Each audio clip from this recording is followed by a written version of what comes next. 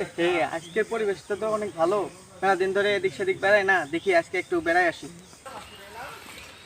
এই ওটা স্বাধীন না, চল মেলা দিন থেকে আরো বুকা মানাই না, আজকে আরো বুকা মানাম। আর এবার কেমনে মতো দেখাবি?